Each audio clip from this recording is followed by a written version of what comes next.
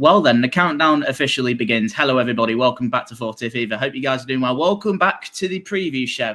It's been a long time, just a matter of days now before the new League 2 season gets underway. I'm sure there's a few excited bodies, a few excited people out there, or not. You might be the pessimist in all this. And only a few more days before you lose 1-0 in the 90th minute again.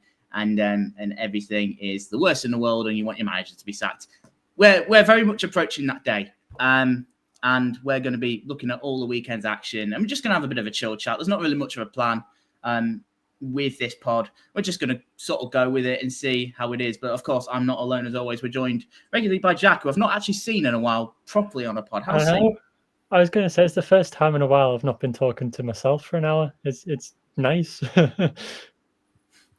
Certainly, because I know you've done you've done a fair few of the transfer roundup pods, haven't you? Yeah, but that's about it so far.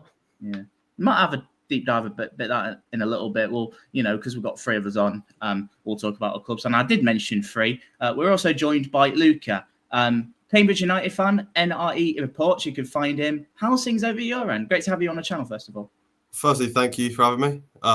This side of England is quite nice. Weather's picking up, and we just had a signing about just over an hour ago. So we've got a number 9 in. So we haven't got Ryan Loft starting, which, touch wood, will be a good thing. It can't get much worse than him. So all good over here. We had a good pre-season. 9 signings so far. I'm sure we'll make 10 or 11 come deadline day.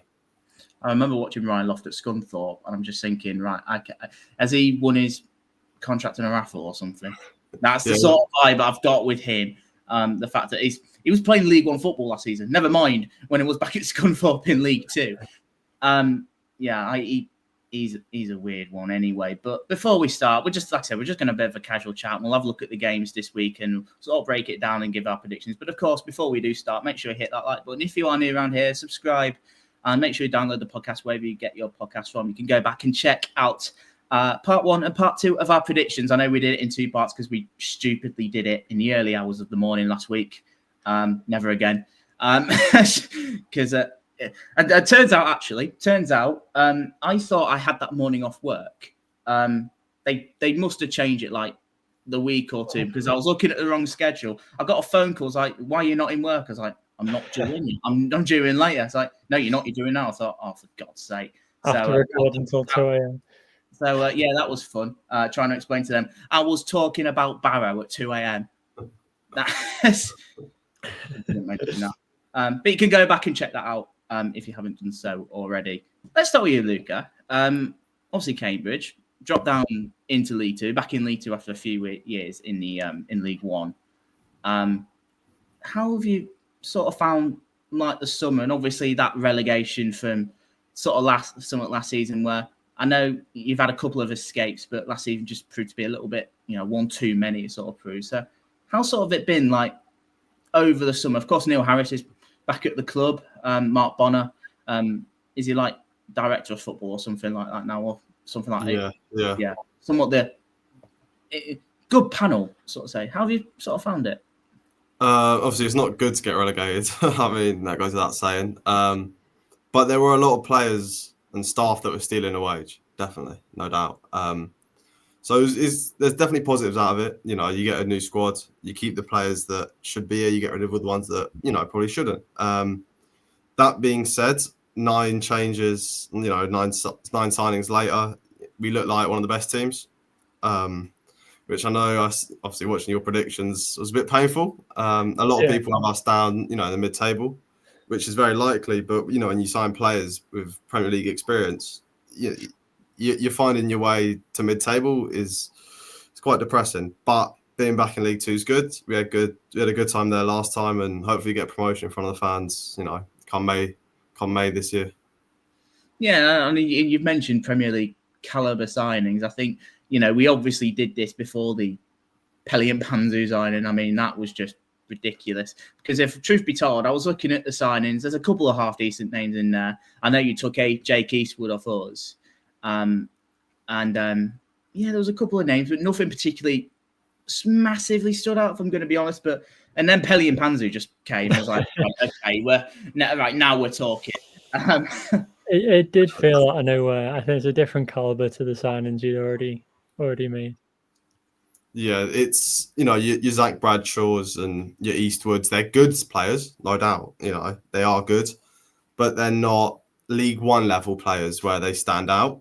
Whereas when you sign, I think Ben Knight, you can hope this is being published, this is on record. He'll be one of the best players in League Two by May. I got no doubt. If he stays fit and the team are all right, he has the ability. He was sold for £1 million at 16. There's a reason for that. We've seen it in pre-season. He stayed fit. He's a local lad.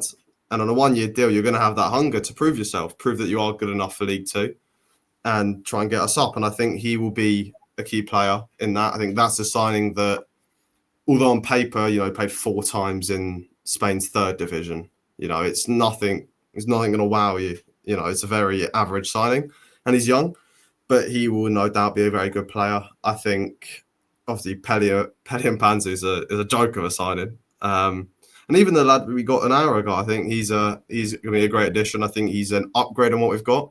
Lavery's injured. Having spoke to him against Charlton on Saturday, he said it was 3-4 weeks max, which isn't a good way to start the season. But, at least it's not a bigger one. And, we're slowly building a team. Don Ball is a great signing. I think he's League One level. I think he's a good League One midfielder. So signing these players when you have Harris in charge, it does help. And I think we'll be in for a good year. I think, can I just touch on, I think I completely agree with you about Ben Knight. I was looking at him 2 seasons ago, probably, or a season ago, whenever he was in that 3rd division in Spain. I completely agree. I think he's got the technical ability. It's whether perhaps he's gone into men's football when physically he's not quite up to the challenge yet, which can always be difficult. I think he's had some injuries, I think, but I completely agree with you. When he's fit, he's one that I've had my eye on, and I think when you're looking through the signings, you might not, like you say, you might not be wowed by him at first glance, but he's got that quality if he can maintain it. And then Zach Bradshaw, we had him last season, and I would say don't look too severely into his time at Tranmere.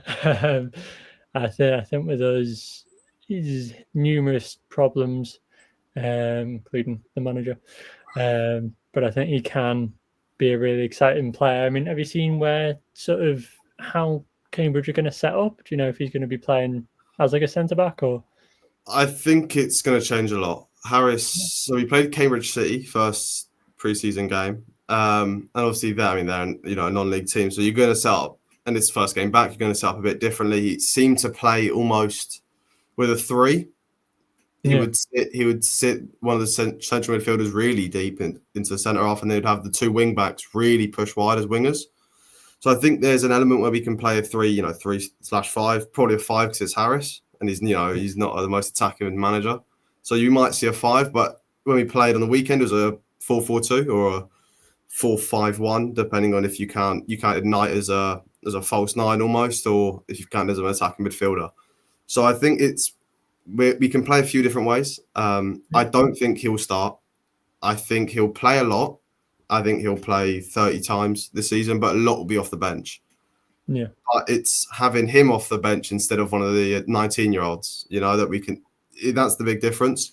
So having that for Cambridge United's a very, very different and a unique situation, because the last few years, we've had Hoddle and Joe. Joku played over 30 times for us last year. He practically made 28 of those off the bench, So it's giving them the youth to develop, and we've got an amazing youth academy, probably one of the most underrated in the EFL. So giving those players a chance to grow, whilst also actually being good on the pitch on Saturday. So I think that's the signings that I look to, and your Hughes in goal as a backup, I think is a great backup. He's a shot stopper. So I think that's the big difference from last season going into this. Whereas you're signing players that won't play, they won't start. They won't start. But if they have to, if we get a few injuries, if Gibbons or Liam Bennett gets injured, we've got that League 2 level, League 1 level cover, which is going to be, come December when games come thick and fast, it's going to be really important. Yeah, I mean, he is that big physical unit for a 21-year-old. You don't really expect it. And I think when he's at Tranmere, it was a lack of confidence. It was just gone. And I think as a defender under pressure and you're getting pressured and you're that young and slightly inexperienced in that sense, he just struggled. But I think in the right environment, create a home for him, and he'll be one of the best. He was during his other loans. It just obviously at Tranmere didn't quite work out. Good. Yeah, Jack, we'll come to you. Obviously, because like I said, we've not properly spoke each other face to face for a little bit.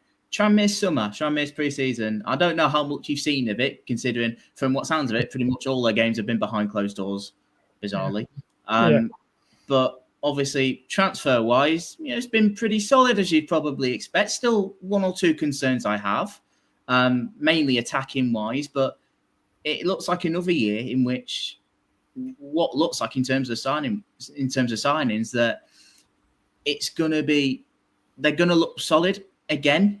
And I do maybe question where one or two of the goals come from, but again, I could be wrong in that. They could have blown me. You could have blown you away, and they probably could have seen something in pre-season that I don't know about. But I'm just going off what I'm seeing on paper. Yeah, I think I'm looking where 3 or 4 of the goals are coming from. I think there's a number of lacking opportunities there. I think, as you say, pre-season, it's come and gone. We've seen one game. I've talked about my thoughts on that elsewhere, and I'll keep it off of here. But I think it's one of those situations where I think Crosby talked about it. It was just a lack of time, really. And what was best was to just get things sorted. And obviously, a new manager, and you're looking ahead. It was one of the smaller things that didn't really matter. You'd prefer to get a squad ready and fit for the season rather than a couple of pre-season games at home instead, or at Southport, but overall as a squad, I think I completely agree. Slight worries around opening it up for our predictions for this week. I think Luca McGee's injured, so our main goalkeeper, probably one of the best in the division, injured at the moment. Should only be this week, I think, but still slight concern. Andy Crosby was talking at the weekend. There's a sickness going around the camp and has been for a few weeks. Even he's got it. So that's another worry. How many players are we going to have fit and ready to go? And then you're looking at Ethan Bristow, came off during our last pre-season game, a left back who's just signed, and a really good player. And we're waiting to see what happens with that. They said it was a sickness bug, but he was holding his hamstring and things like that. So we'll just wait and see. Overall, as you say, I think the squad's lacking in a couple of areas. I think it's close. I think Richie Small was the big one, similar to Pelly, Riddock and Panzu. It's another brilliant central midfielder, really. But we were fine. The way I look at it is last season we were fine in midfield and defence. It's attack where we really needed that addition. And we've not. We've brought in Taylor Harris on loan. I think that's a good addition, but it's not what I'm looking for. Personally, I think we need something more. 2 seasons ago, I put us high up because I thought we'd get a striker. I thought it was obvious that we needed a striker, and we didn't. And that's going back 2 seasons, and we still haven't found a Rob Apter replacement, if you will. And that's the big concern for me, really. And then in defence, we need backup and backup quickly, but it might be coming soon. But with a new season on the horizon, how is sort of the optimism at the minute? Not very high. No, I think it's all up in the air. We've got a takeover. It was suggested that the takeover would be done by the start of the season by our chairman. We are, 3-4 days away? So I'm not too sure where that's going to be. And I'd hope that we'll obviously get a statement regarding that at some point soon. But I think that's it for Tranmere. I think fans want a challenge. I think we're a big enough club to challenge for promotion in League Two. Personally, I believe that's where we are. Will we? I'm not sure. If we get those additions, maybe. But I think it's a season where if we do better than last season with an inexperienced manager, and he impresses and we sign him onto a long-term deal and then the takeover goes through, then we can start preparing. I think it's a season of stability for us, I think. Interesting. Just before I just touch on very quickly, of course, I'm going to mention Grimsby. I was going to say, how's Grimsby? Just before I just touch on that, you might notice that Barnet are playing Newport tonight in the Carabao Cup preliminary round, because that's now a thing. You now have to qualify for the Carabao Cup for certain teams at half-time, and Newport are currently 2-0 up at the Hive. I don't think many people expected that, but there we go. I'm not looking forward to Drunk Kieran's messages later. So that might be a side. But yeah, Grimsby, that's of course I'm going to touch on them. Pre-season's done. That's another pre-season done. Obviously, Crawley at home on Saturday in our first league game. I think pre-season on the whole has been pretty good. There's been some good moments. There's been a couple of concerns, but I think that was quickly eased in, I think, in the last two friendlies against Peterborough and Lincoln, in which we beat them quite comfortably. I don't think the scoreline suggested it. We beat Lincoln 2-1, beat Peterborough 3-2. But in terms of how we played, I think we were the better team for large parts of those games. I think there was a concern early on because we ended up only beating Cleethorpes 1-0. We drew 1-1 with Grimsby Borough. We drew 1-1 with Gainsborough Trinity, and we ended up losing 2-0 to Rochdale. So there was some slight concerns of the fact, right, okay, we're not scoring enough goals here. But I think those concerns were put to bed in those games. It wasn't for the want of trying, because I thought I'd be more concerned if he wasn't creating those chances, which we clearly were. Second half of that game against Rochdale, it was pretty much one-way traffic for a lot of it. And then they sort of hit us on the break and they scored again at 90th minute. But yeah, I think the last two games have really given me a sense of optimism. We ran rings round Lincoln at times. It was a genuine joy to watch. And I wasn't at the Peterborough game, but I saw quite a lot of it. And again, it looked pretty similar. It looked like I'm seeing a team with an identity, with a certain way they want to play. And you can see it pretty much straight away from the Cleethorpes game. You can see how much we were trying to utilise the wing areas. I think Darragh Burns has had a very good pre-season. Charles Furnham, I beg this is the year he stays fit, because he's had a very good pre-season. Signing wise, yeah, there's some good names in there. I'd keep an eye out for Jace Cabia. I've really liked what I've seen of him in pre-season. He's everything he looks like you'd want in a striker: pace, power, and he took his goal against Peterborough very well. Got the experienced names in there. Jamie Walker's got promotion experience with Bradford and a few other clubs. Christy Pym, promotion with Mansfield a couple of years ago. And there's a couple of unknown names in non-league, like the mentioned Cabia, Justin Amaluza in there as well, Rhys Staunton that we picked up from Spennymoor, and Sam Lavelle the other day. I don't think Sam Lavelle in particular, probably not a glamorous name, but I think the more I did a little bit of research into him, the more I sort of warmed to him a little bit, because I looked at it on face value. I'm like, to be honest, I'm not really too sure. But I think you're going to get that when a player's had 2 relegations in the space of 2 seasons. But I think there's more to it than that. I think it's easy to point that finger. No, look, I'm excited. I think there's a little bit more work to do. The squad numbers came out yesterday, and the evident thing that I noticed was that the number 2 shirt and the number 10 shirt is up for grabs, which I think pretty much states where we need to improve. I think we need a right back. I don't think Warren's a bad player, but I think it just says a lot when Harvey Rogers has played there, and I think in the last 2 friendlies has not done a bad job either. I think we're still a centre-back short. I think we're a striker or 2 short. It's still a bit touch and go whether Danny Rose will make the weekend. There was a couple of players that missed that Peterborough game, actually. Christy Pym pulled out in the warm-up, but doesn't sound too bad, so he should be back. George McEachran missed the game with a slight knock, which concerned me, thinking it was something bigger than that, but it doesn't sound like he's going anywhere. Should be back for the Crawley game. And yeah, a couple of others. I think, we're in a good spot. We're in a healthy spot.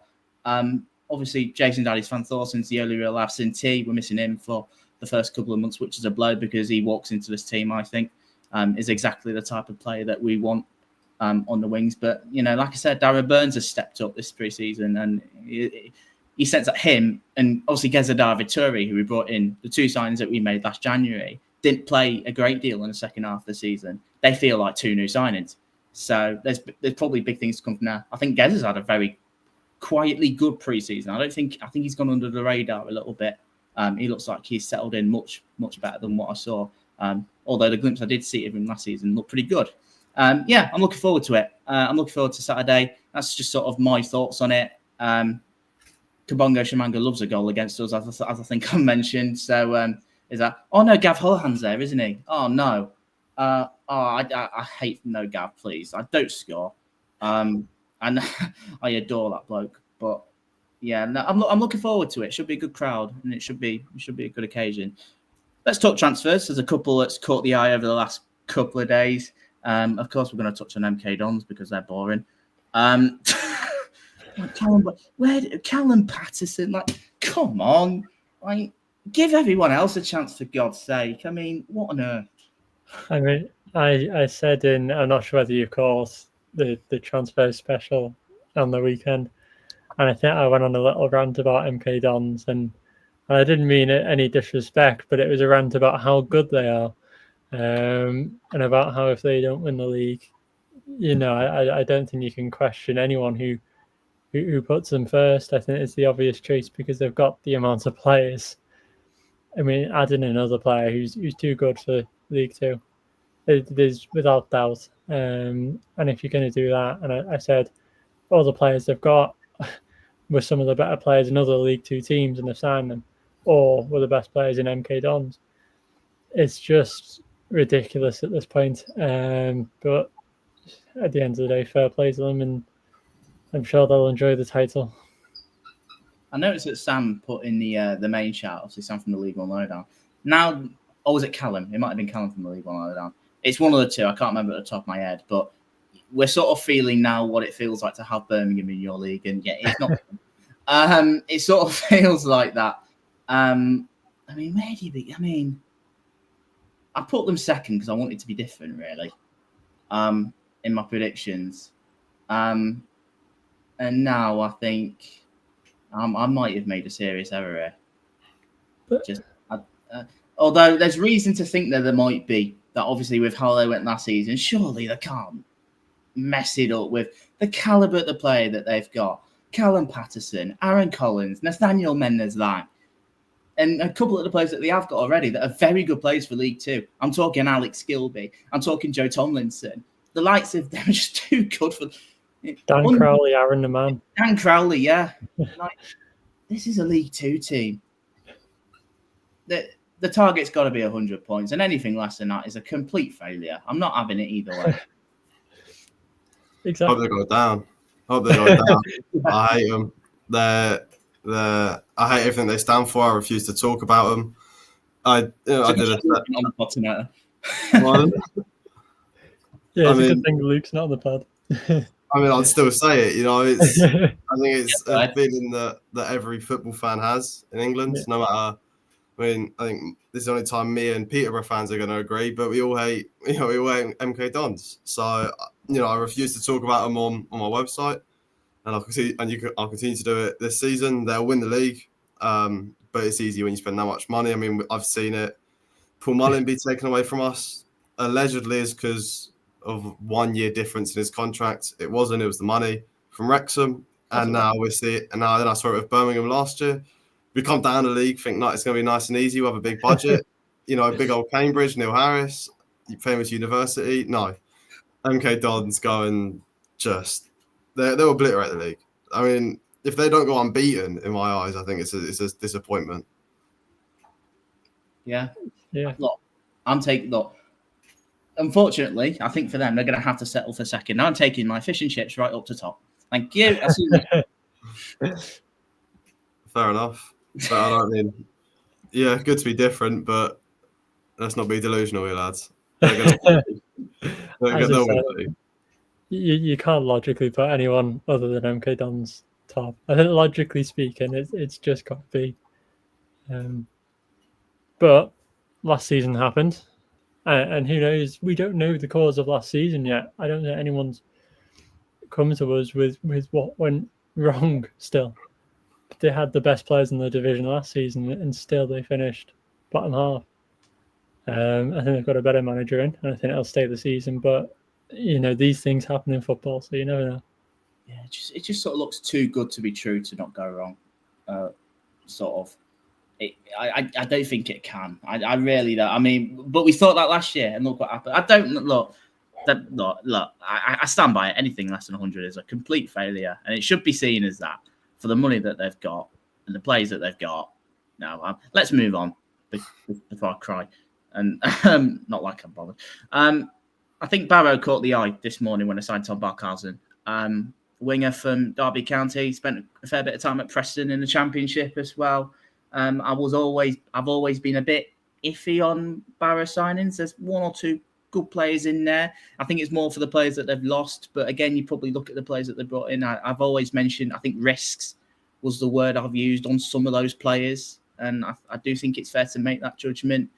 But I think it's a very good signing. I think probably somewhat what they needed, because I've been a little bit iffy about Barrow up to this point. But that's the sort of signing which I can go, yeah, okay, I can very much get on board with that. Yeah, I'd agree with you. I think it's been a 50-50 window for Barrow. I think there's some good additions. I think Regan Booty has finally found his journey into the EFL. I think countless years he should have been signed by an EFL club. But obviously he's found his way into League Two with Andy Wing as manager. I think that's a good addition. I think Lewis Shipley's a good addition, a young one. Jack Aaron from Walsall, I think, is a good addition. And then the others are 50-50. I think they've had some, obviously, from non-league, some from higher up, and potentially had the opportunities. I think Tyler Walker, if he stays fit, is too good for League Two, but is he going to stay fit? Probably not. I probably, suggest that he'll have quite a few injuries this season. And then I think you've got to compare it to the outgoings. They've lost Dean Campbell, Cian Spence, Robbie Gotts, Theo Vassell. Obviously, let him go. But even Emil Akra, I think, would have been good to keep hold of. I think I struggle to see if they've upgraded, but it's a new manager, so potentially he's just had his say on things, and we might not agree with it, but he's had success before, so potentially it might work out. But I think the signing of Barkhuizen is just a good signing. I don't think you can say anything else. I think it's a signing they needed to instill that confidence in their window. Definitely. Yeah, couldn't agree more. Really, I think everything I was thinking has been said. It's a great signing, especially for Barrow. I mean, Barrow, they're not the biggest team in the division, so to get a player that is good, that he is just good at football, it's a good signing. But is it going to be enough? I think is where my doubt would be. Is that gonna counteract is the risk work going to be worth it? He's not going to be on the cheapest wage. Is he going to be able to fix their problems? I'm not 100% sure, but he's definitely, he's a great addition to a Barrow team. I think I am picking up on, like, Barrow made such a huge signing like that. We signed Richie Smallwood, or Cambridge has signed Pelly and Panzu, and then Crewe has signed Emery Tesco. I'm finding one big signing at each club down that lower end. I think there's a few teams that haven't made that huge statement signing, but on everyone else, I'm seeing that one player that shouldn't be at League Two level signing for each individual club. I think it makes it so interesting. Because I mean, Mpanzu probably number one pick for the season in terms of transfers, and then you're looking at other teams around, and some of the Emery Tesco signed on the same day, and you're going, well, hang on a minute, and then obviously Barrow signed him today as well, and it's really opening the league up. I'm excited now. We're getting closer, and it is exciting. I prefer to keep things under wraps anyway. I mean, none of our signings are particularly statement ones, but they look quite good ones in what we want to do. I think you don't need it as well. Keep it like that. I prefer to keep it like that. It's faith in David O'Tell. I think he knows what he's doing. So that's the thing. That's where it comes from. Yeah. Nah. This is going to come across as so bad when it comes to the end of the season, isn't it? It's going to bite. Kieran, clip this. I just feel optimistic. All right. Give me a chance. It's not often I felt this going into a football league season. It's a different feeling for Grimsby, to be fair. It really is. But I think you're on the right trajectory. Absolutely. I don't really know where else to go. I said this was going to be a bit of a chat. Before we do predictions, I think let's sort of just look at the team let's sort of look at the league as a whole. Of course, we've discussed it a few. We've done our predictions. You've got your MK Dons, you've got your Chesterfields. The two that you probably expect to be right up there, particularly. And I think there's a large section that's relatively open for certainly a playoff spot, maybe even third. I know you put Bristol Rovers like 7th, Jack, in your prediction, so that was interesting. But now thinking about it, it's not the worst in the world as I maybe thought at the time. I'm sort of looking at, it's all up for grabs because teams just look strong. Like Colchester looks strong, Salford look relatively strong, we look strong. Swindon do. There's a lot of Fleetwood as well. There's a couple of teams at the minute. There's a couple of teams that probably still need to do more, but in their current state, you start to pick the bones out of some teams. In Cambridge as well, you start to pick the bones out of some teams, and you go, yeah, okay, I like what you've done there, and it looks like, if they can get firing, if they perform week in, week out, there's potential that he's going to help the team have a good season this year. I'm seeing a lot of that with a lot of teams at the minute, and it's quite exciting, really. Yeah, absolutely. I noticed obviously you didn't put Tranmere in that category, and I'd agree with you there. I think in terms of Bristol Rovers, and as a Cambridge fan, you won't want to hear this, but I think it is just so difficult for those teams that get relegated. It's just so difficult to stabilise. And potentially there's one that was last season with Port Vale, so potentially you've got the opportunity there.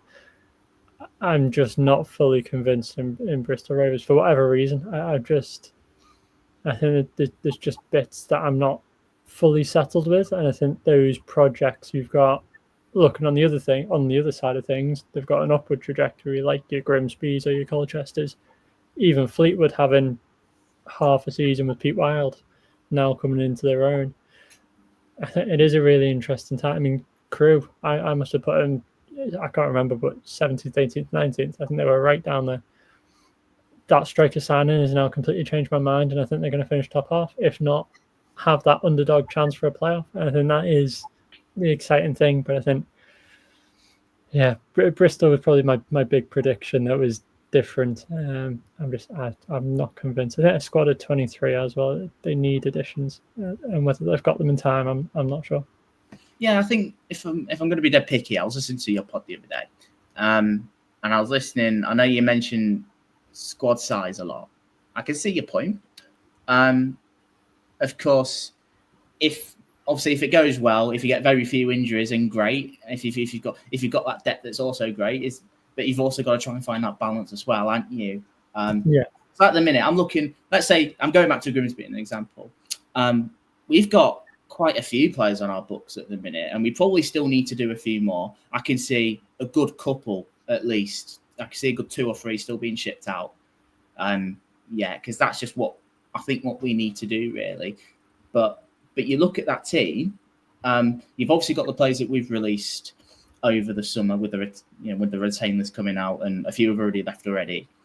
And there's solid players in every position. That's the thing. Other than a certain few, there's good players in a few different positions that I think probably I do look at a few and I think, right, okay, how much game time are you realistically going to get this season? I look at the right back options. We've got 3 there. We've got Jaden Sweeney. We've got Rhys Staunton, 2 new signings there. And you've also got Matty Carson. I mean, Matty Carson's been on the transfer list all summer, but I think for the sake of his development, because he's still a relatively young player himself, I think for the sake that we've put him on the transfer list, I think it's probably beneficial that he gets a move. It's just little aspects like that. It's just trying to find that middle ground with teams. I think that's where the difference is. I mention it because I've got the stats right in front of me. Like Grimsby have 1 more player than Tranmere. We've got 1 right back, 3 centre backs, and we play a back 3, and that's counting Leo Connor, who's not a traditional centre back.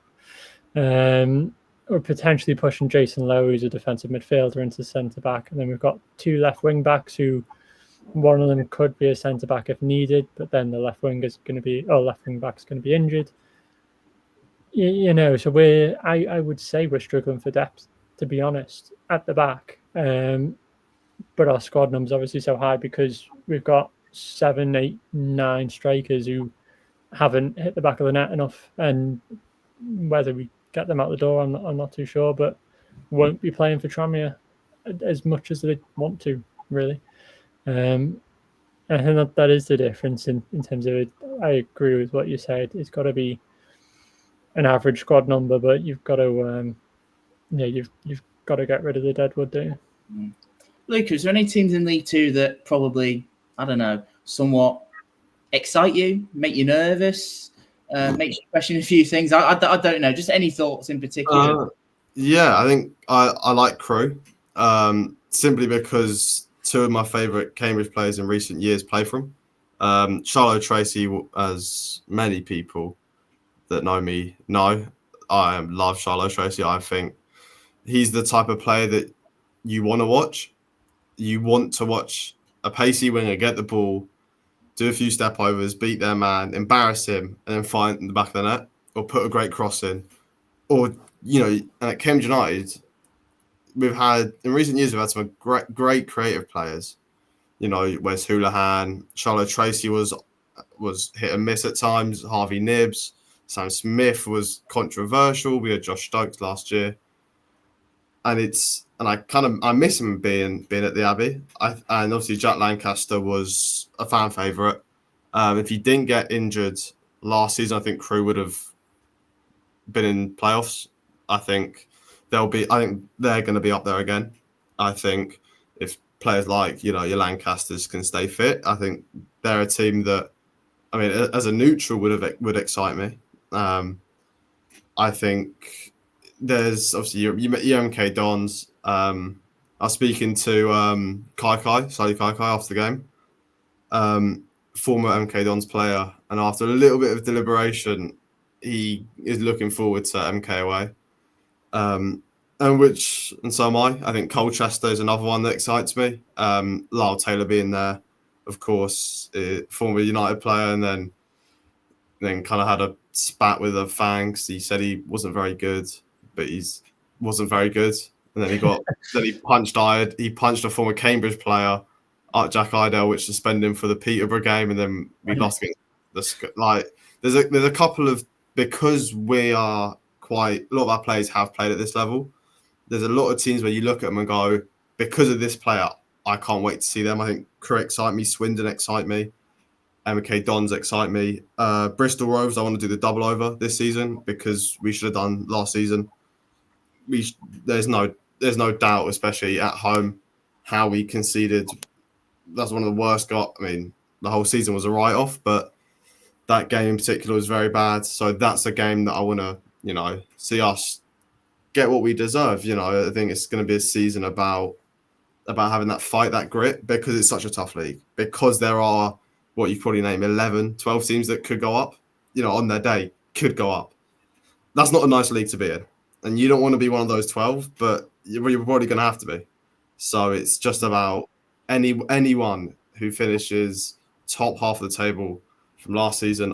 I've circled on my calendar, and I think those are the games that we're really highlighting as a club. Obviously you highlight every game without a shadow of a doubt, but as fans, you really look for the games that we should have beat. The teams we should have beat last season, and the teams that everyone's talking about. If we can beat MK Dons, that shuts up a lot of people that say that we're down the relegation or MK Dons are going to walk the league. You start, maybe we aren't just a university team. Maybe we have got some ballers on the pitch. And I think that's important, because going from the underdog since we really went up into League One, obviously the Great Escape with everything against us, to staying up, to then Port Vale away when we stayed up, to then Burton Albion when we got relegated. We've always been the underdog. We've always been counted out. And I think this is a good chance for us this season to beat a lot of the good teams. So anyone that finished, in answer to your question, sorry for rambling on, anyone in the top half, in the top 15 that finished there last season, I'm looking forward to.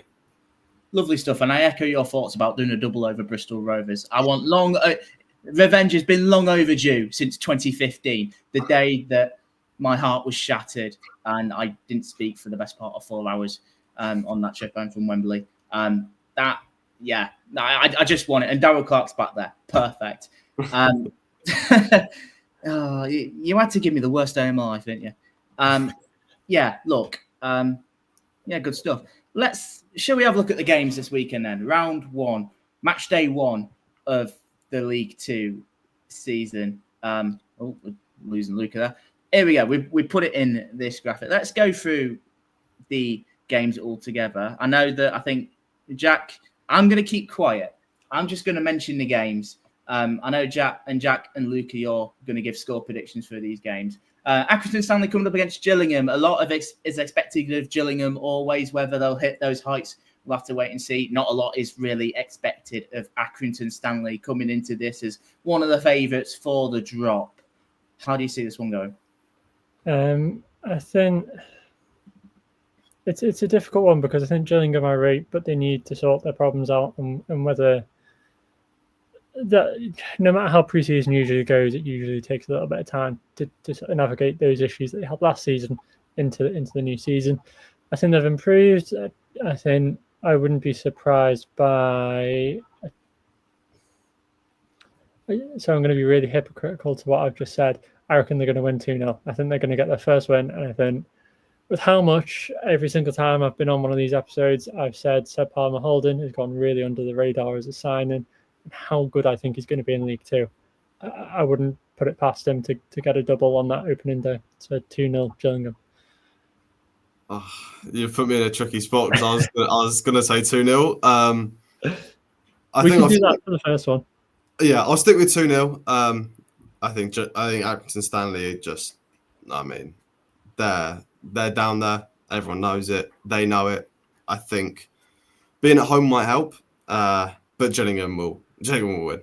I'm torn between 1-0 and 2. I'll go 2-0. I'll match Jack at the beginning, but maybe not as the list goes down. Good stuff. Right, Barnet coming up against Fleetwood Town. Barnet, the new boys on the block, back in the Football League after 7 years away, I want to say. They've been away for a little bit, coming up against Pete Wild's Fleetwood Town team.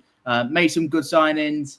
Expected to be solid again this season. Perhaps a playoff push. But Barnet might think the same as well, because they look strong, albeit with them being 2-0 down at home to Newport at the minute in the Carabao Cup preliminary round. Might think different, but look, we'll have to see on the season. But I'm sure they'll be looking forward to this game. Yeah, absolutely. I think Barnet's a really interesting one for the new season. I might need a little fact check on this, but I'm pretty sure Tranmere have never played Barnet in a competitive league game, which is something really weird considering they've been one league apart for about the past 5 seasons. We seem to have gone up when they've gone down, and vice versa. So it'd be good to see Tranmere play Barnet this coming season. Again, I'm going to go for an away win, which is weird on the first day, but I think Fleetwood have sorted their squad out quite well. I think they've got 2 experienced strikers, which is something they needed. Bad the losses of Paterson and Why I know, but I think they'll be all right. Obviously, Denver Hume, sorry, Jordan, a big addition for Fleetwood. Anyways, all right. Yeah, I'd say 1-0 to Fleetwood. It'll be slightly disappointing time for Barnet's first game back. All right, we're going to switch it up. We're going to go for a 1-1 draw. I think Barnet score first and early. I think being back in the Football League, you can have essentially playing with 12 men. I think that will be difficult for Fleetwood. But Fleetwood are a good team. They've recruited quite well, as you said, bringing in 2 pretty, experienced strikers. So I think they'll be able to fight their way back into the game. I don't think Barnet's a stadium where you fear going. You're not going to the Den. You're not going to Old Trafford or Anfield. You're going to Barnet. But that being said, I'm going to go 1-1. I think Barnet will score first, and then Fleetwood's will come the second half and just roll them over. But it won't be enough, so I'm going to go 1-1. Good stuff. You almost sense there'll be that party atmosphere at Barnet. Which is understandable. Bristol Rovers coming up against Harrogate Town. Bristol Rovers, one of the 4 teams that were relegated from League One back last season. They're back in the 4th division, coming up against Simon Weaver's Harrogate Town. Once again, looking for another season. looking to sort of stay alive in League Two. You know, they've been a club that's been punching above their weight for a long time, and I think we probably do look at Harrogate every season. If they survive, it's a successful season. Yeah, 3-1 Harrogate. I think it'll be a nice welcome back for Bristol Rovers. I think it'll be a shock to them. Harrogate's one of those weird sides where every season I've criticised them.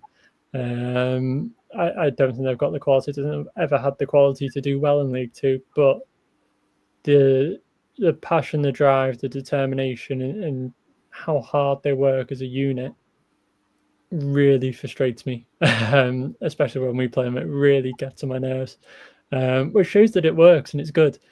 And I think that'll really annoy Bristol Rovers fans who are just looking for that bit of excitement after obviously a poor season last season. So I do think it might be a slight nightmare start for Bristol Rovers, which is I know will be unpopular. I'm going to go the opposite. I think Bristol Rovers will win. I think Bristol, although they were really bad, I mean, they were horrible to watch last season. As someone who watched them, unfortunately, they are a good football team. They've got a good manager. As much as I don't like them, they've got a good manager in.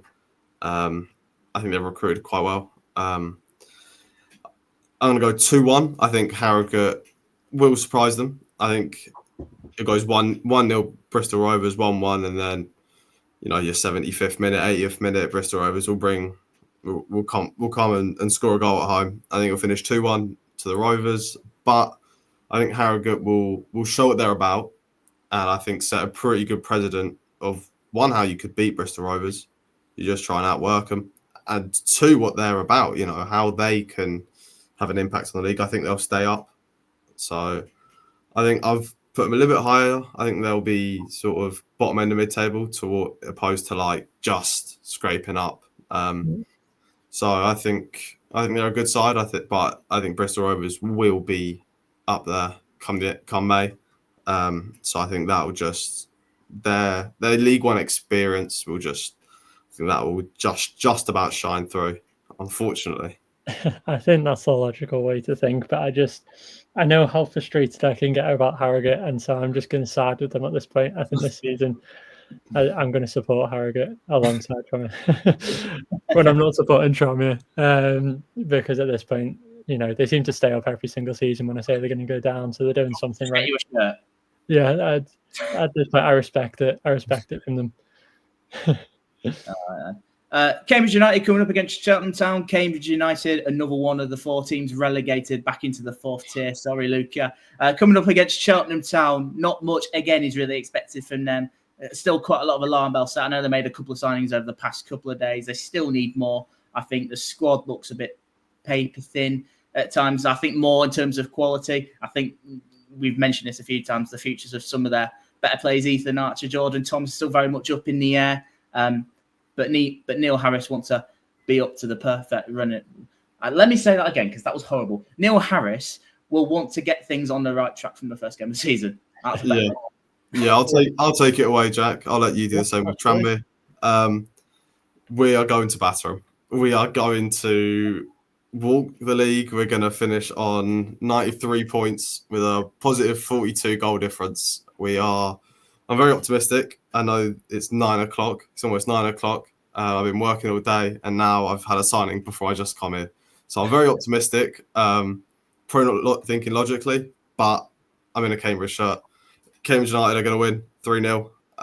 We're going to walk all over them. I think Pelly won't play. Pelly and Panzu probably won't play. I think we'll get a goal from one of the centre halves. So it'll be Watts or Morrison.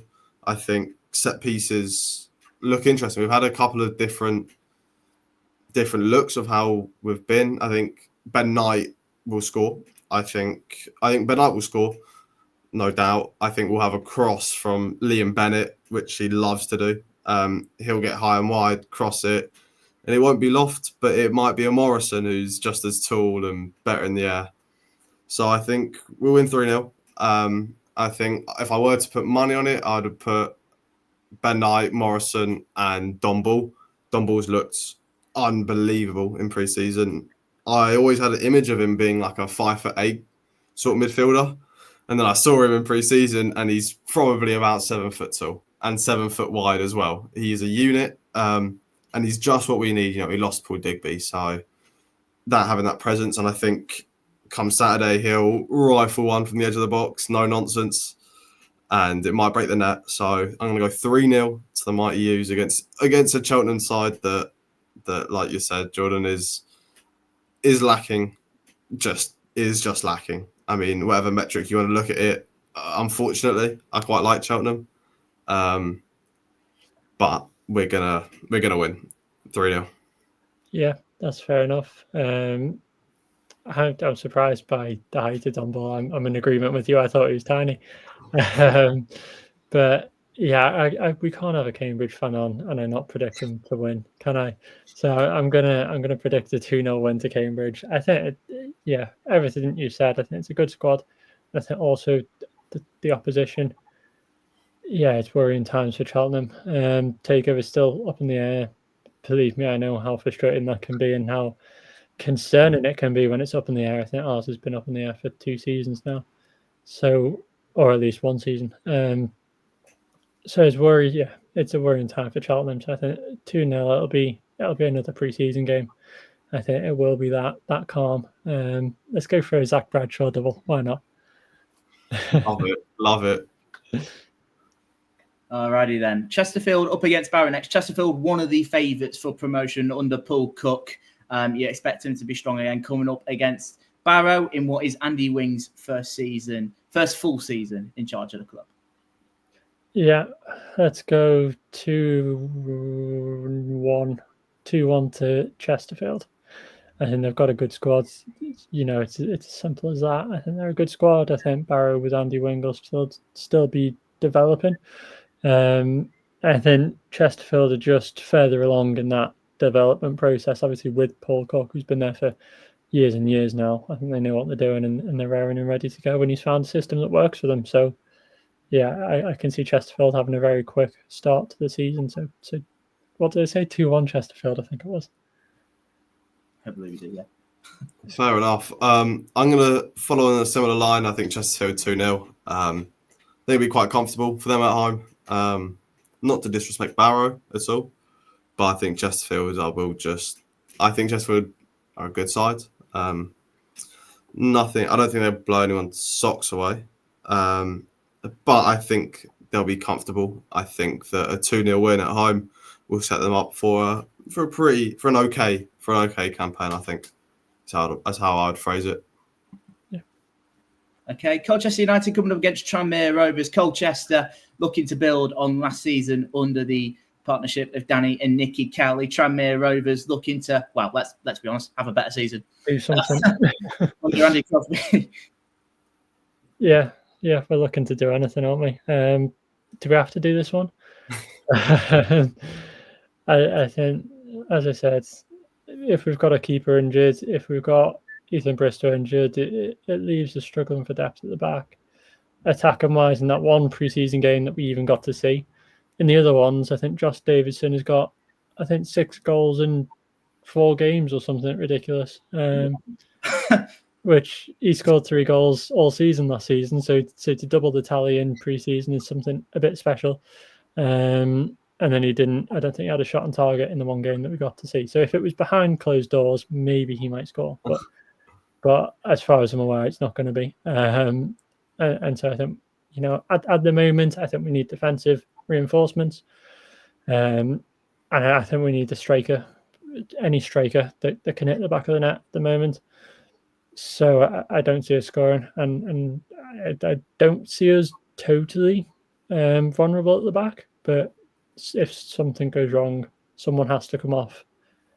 I could see us losing that stability. So I'd probably go 1-0 Colchester, because I also think Danny Cowley, I've said it countless times, I think he's a good manager, and I think they'll start really well, and I wouldn't be surprised if Will Goodwin gets his first goal of the campaign. Well, I'll be a little more positive to you, Jack. You said Cambridge. I can't throw my credibility away and say Tranmere are going to win, but I can say you won't lose. I'm not. Colchester got a great manager. I rate him really highly.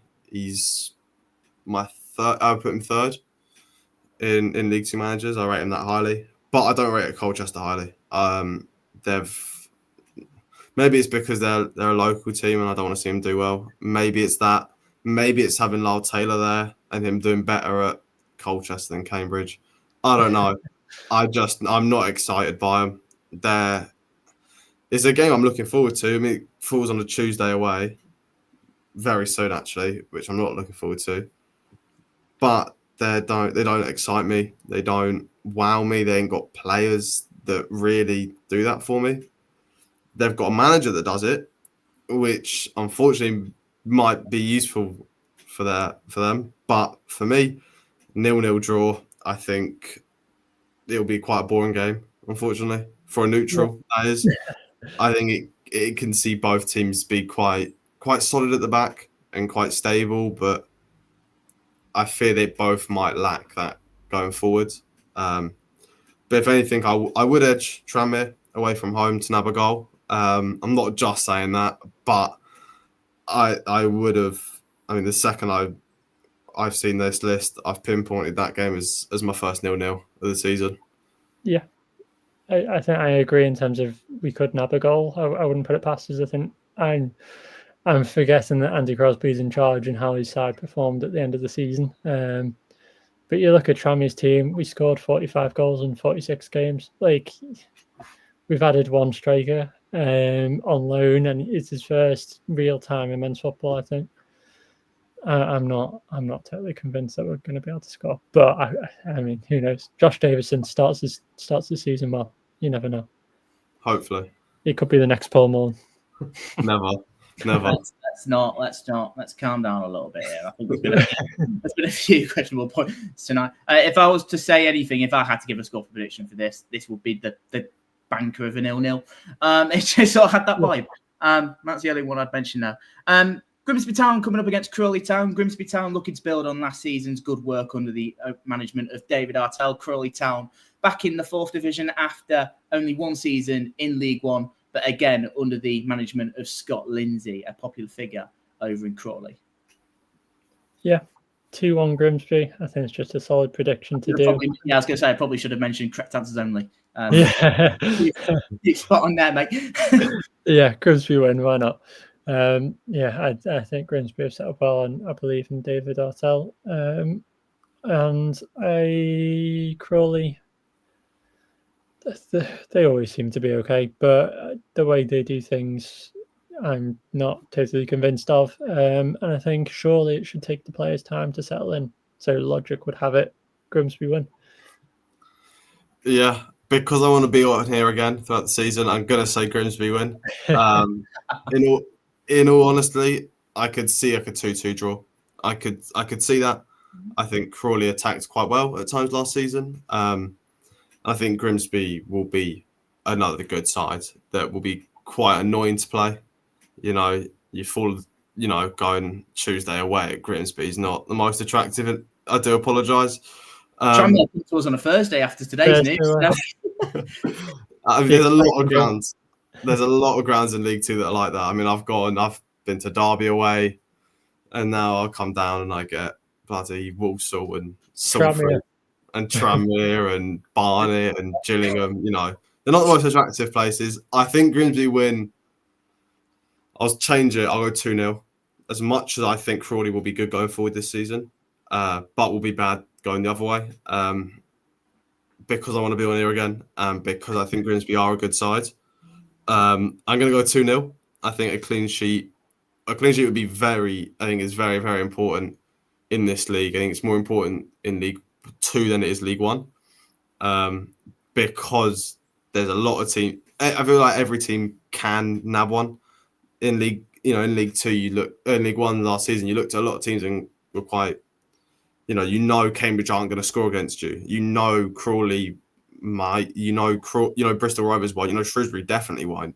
I don't have that same conviction this season coming down. I think every team can score against any team, which is exciting. Why, if Grimsby Town especially can keep a clean sheet at home and win and dominate, I think you set yourself up in a pretty good position. And Crawley, I wanted to see struggle. I want to see everyone struggle that's come down apart from us, make us look better.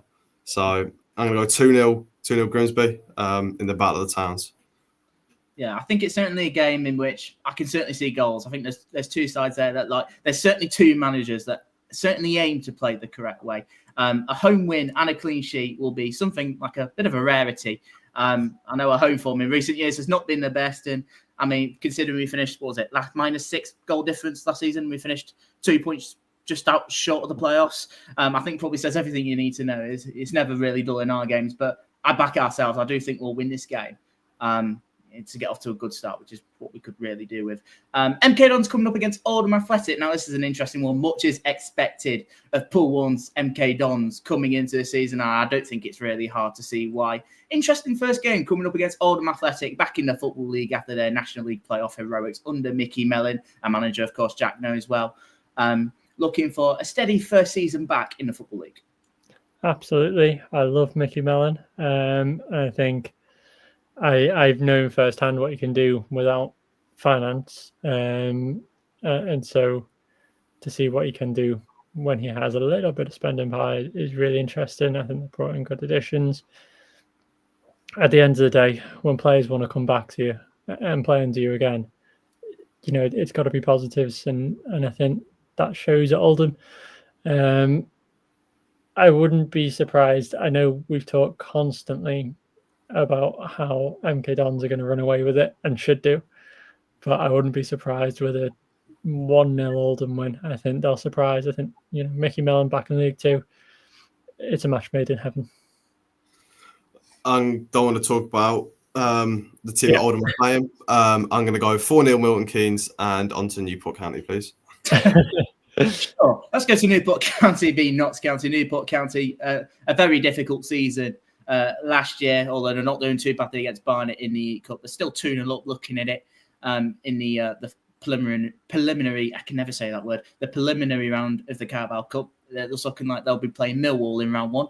Nice quiet night over in there. Coming against Notts County side, of course, Martin Paterson is their gaffer there now. They made 2 signings today, actually, in Keaton Bennett's former Ipswich player. I think he spent time at Spurs, the youth player as well. And, of course, Jaden Luca, who I know very well, considering his time on loan at Grimsby Town last season, where he was hot and cold. I don't think injuries did him, but did him any favours, but there's certainly a player there.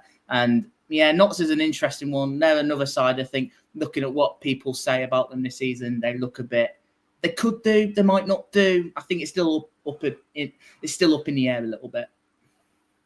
Yeah, absolutely. I think if Kyle Hudlin was still at Newport, I'd go for a 1-0 with him scoring. But since he's not, obviously good luck to him in his new ventures now.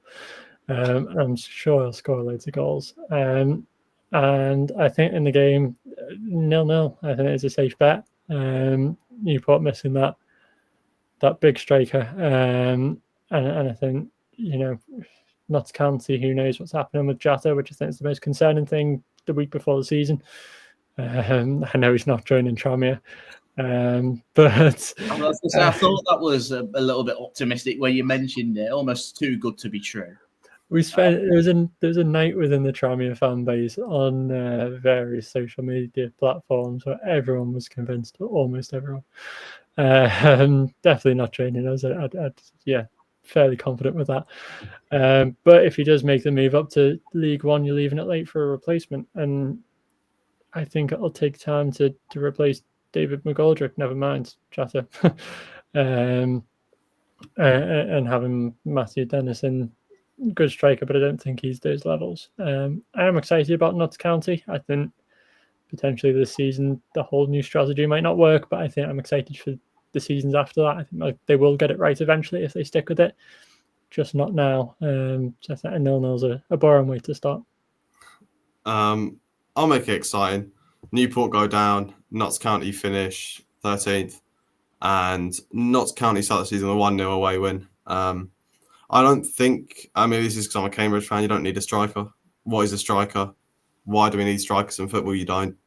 You just need 10 defenders, and that'll keep you up. Is probably how Harris might look at it with the amount of depth they've got at the back of the pitch. So I'm kind of using that logic and implementing it into the oldest club. I think Notts County might be in some very, very big danger. Especially if they lose. If Jata goes to a League Two side, they'll be struggling. He won't. He'll go League One. He's a League One player. But you run the risk if MK Dons wanna, for whatever reason, just ruin another team and ruin all of our fans. As a fan, you hate to see it. Or even if one of the new sides, Bristol Rovers, try and go and get him, it's a statement signing. Or even Swindon. I mean, if Swindon go and get him, then you're suddenly looking at a whole new. The table looks different now. So that definitely does determine a lot. Unfortunately, we're doing it on a Tuesday. If we could do it on a Friday morning, it might be a little bit easier. I'm going to go Notts County 1-0. I think they'll have a goal from midfield, but it might be a scrappy, not a very attractive goal. But they'll come away from Newport with a 1-0 win, I think, and can kind of focus on what life without their best two players would look like. I could see Jata going in the next week. Really, he needs. I think for Notts County, he actually needs to be sold sooner rather than later. You'd rather have him gone so you can look for a replacement. You can't. As a Cambridge fan, I kind of almost wish we cashed in for players like Nibs. He's been sold to Cheltenham for over $1 million. Imagine we got that. Imagine we got a couple $100,000 or for Smith, or the countless players that have. Mitov's a great example. He's playing for his nation. He's Bulgaria's best player, beating Celtic on penalties. So I think for Notts County, they should do that. Might be best to wait. So my prediction looks good. But I'm going to go 1-0 Notts County. But they might be in trouble this season.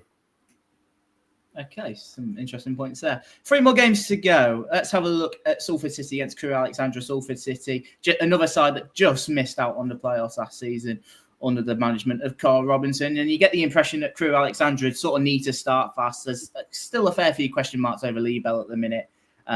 Somewhat, I think we've mentioned numerous times, I think their collapse was overshadowed by Walsall's collapse in how big that was. Certainly, Crewe need to start the season on the front foot. Otherwise, he could be in a bit of a spot of bother.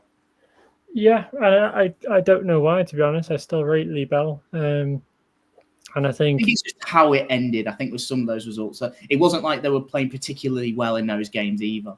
I think that's probably the big thing. I know injuries haven't helped with the likes of Charlotte Tracy and Jack Lancaster and all those sort of players. And they've had a couple over pre-season, like Joel Tabiner as well. Yeah, which obviously get well soon, Joel. But yeah, I think Crewe's always been that side that it's determined on their youth setup and who they bring in. And I think potentially last season the actual players that they got from other clubs they didn't quite get right. This season, I think what you're upgrading Kane Hemmings to Emre Tezgol, I think that's a million times better. No respect to Kane, but I mean even Chris Long. I think it's improvements all round. I think they're going to score for fun now. Will it be an easy start? Probably not. But they're looking like a decent side. But I'm really struggling, so I'm sort of lengthening this out as much as I can because I don't know which one's going to win. Salford's 3-2. Why not? Make it a fun game. I'm going fairly similar. I could see this being icy goals. I mean, you think about Salford. I mean, when I think about Salford, I think of all the money behind it. But that's not going to win them games. We've seen it a lot where you spend a lot of money, it does nothing. So I think them and Crewe will be in fairly similar positions, come the end of the season. I think Salford look better as a group. I think Crewe have better individuals, which is might be a hot take. I think Crewe's best players are some of League Two's best players, whereas Salford, I think, are a very good unit, very good. And I think that's why it's so hard to predict. I'm going to try waffle my way out of it, but there's not much I can do. I'm going to go 2-2 draw, and I think both teams will come away from it almost regretting their chance not to win. I think those 6 points are going to be very entertaining to watch. So I hope one of them falls onto Sky, because I think they're going to be entertaining games. So I'm looking forward to it. Obviously, as a neutral, not really caring who wins, because that's going to be a good game. But I think it'll be a draw in the end, and both teams will be complaining and be happy. Both, scoring 2 goals, you concede 2 goals. I think that's sort of how it will go. But a good game nonetheless. All right, then 2 more games to get through. Shrewsbury Town coming up against Bromley. Shrewsbury, the other team to be relegated out of League One last season, with a little bit of a whimper in the end. I think with the managers that went through Paul Hurst, and then Gareth Ainsworth left under a bit of a cloud, going to Gillingham, and now they're under Michael Appleton, which I still have question marks over, perhaps. Coming up against Bromley, very good first season in the EFL under Andy Woodman, of course, friend of the channel. Looking to build on that. Yeah, looking at Shrewsbury's signs, they're not bad defensively. But I have a feeling that Michael Cheek's going to fall past him. I think he's going to really show them what League Two is about. There's no messing in this division. You've got to get right to it and get started. And I think he's going to show them that that's going to be the case all season. I don't dislike Shrewsbury as a team. I agree with you. I think there's questions around the manager for me and everything, obviously, off the field, and what led to Gareth Ainsworth coming and going and everything in between. But yeah, I'd like Shrewsbury to stay up. I know I've been sort of disheartened about their chances of survival, really, and I was the one that suggested they go down. I'd like them to stay up, but I'm just not totally convinced at the moment. And I do think Bromley's going to surprise them. Bromley 4, Shrewsbury 0. Michael Cheek 4 goals. Shrewsbury Town, they're a nothing club to me. With all due respect, they're nothing. They're a team that tend to always, whenever we seem to play them, always are at the bottom. I mean, you come into this League Two campaign, they come down with us, and they're still being talked as a team that might go down. I don't think they will. But I think there's a conversation to be had, which is a bit worrying for them.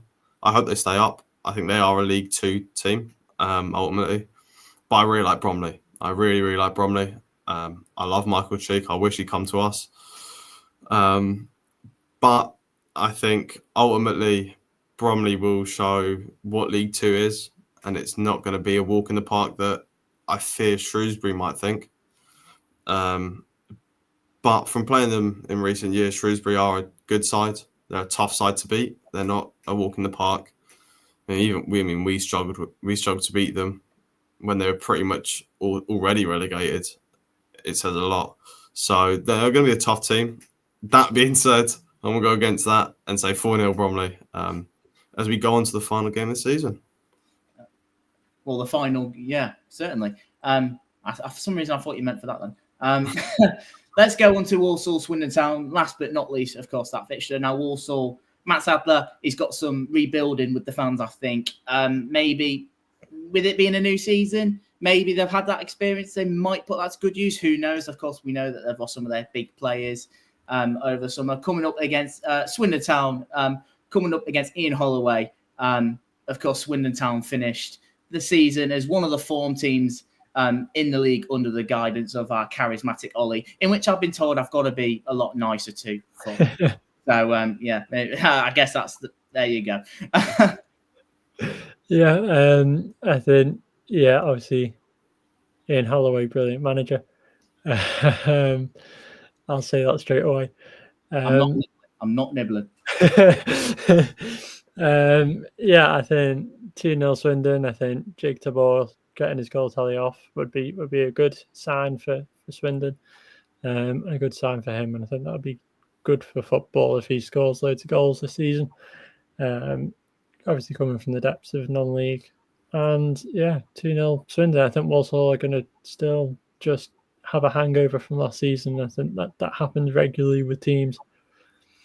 And I mean, I've said to Jordan, I've said in our Fourth Tier Fever group chat that I wouldn't be surprised if Matt Sadler gets shown the door before December. I think they will struggle. I think they'll get better come the new year, but I think they might have a troubled time starting the season. Wow. It's brave. I respect it. It's very brave. And it could, if you were to think about it, how it might go logically, it's doable. It is something that could actually happen. It's kind of almost weird as it does sound, after doing so well for such a long part of last season.